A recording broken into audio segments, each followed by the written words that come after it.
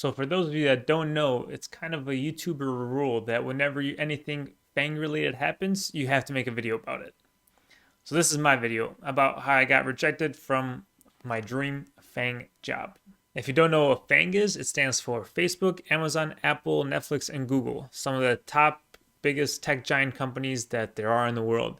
And it's always like a developer's dream to work at one of these because they're innovating more than almost any other company. They're building the biggest products that have the most impact in the world, and working for them and being part of that would just be, pretty cool. So now what's my story with these FAANG companies? So early in January, before I was about to leave my old job, I got reached out to by an employee of a FAANG company asking whether I'd be interested in a Flutter developer advocate position. Now, at that point, I had no idea what a developer advocate was at all, so I kind of started Googling, and it seemed like someone that helps developers develop in whatever thing you want to help them with.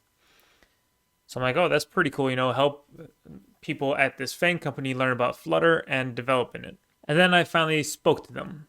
And it turns out that's not really what a developer advocate is. It's one of two things.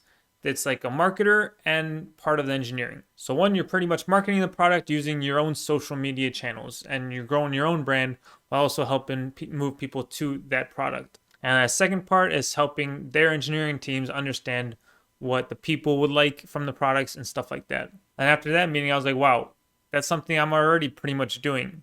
Why not make some money off of it and then have also a goal and help maybe have a bigger impact on the community with it? So, of course, I started getting pretty excited about it. And then after rounds and rounds of interviews, after 3 months, I finally got to the last interview. Now, during all those previous rounds of interviews, they were all pretty stressful, but they're all 1 hour interviews where you kind of talk to someone from the team. They all went really great.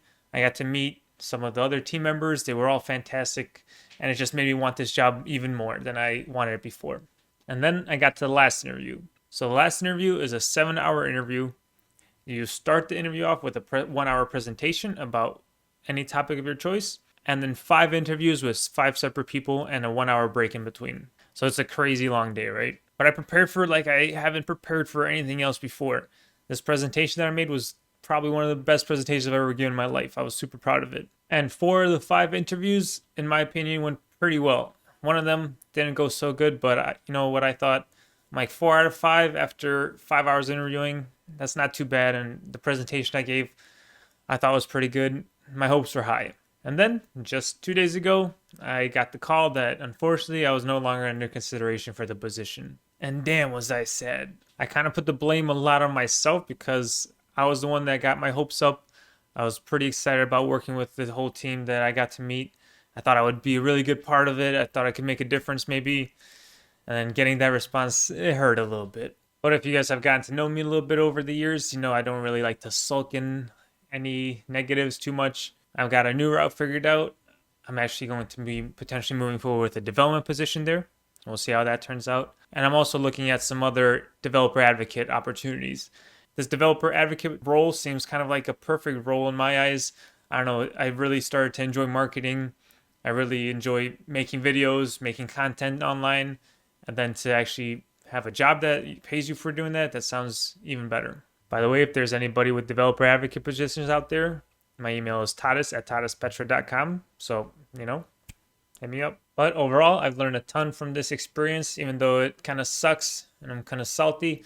I learned a little bit about their product, so there's going to be some videos coming out soon. But overall, not everything's going to go perfect in life. Things like this kind of happen. You just kind of deal with it, move on to the next thing.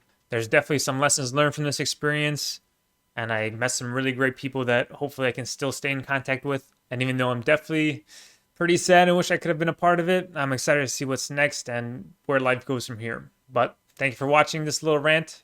Maybe I'll run into some other FAANG opportunities where I can make another video on it. But anyways, see you next week.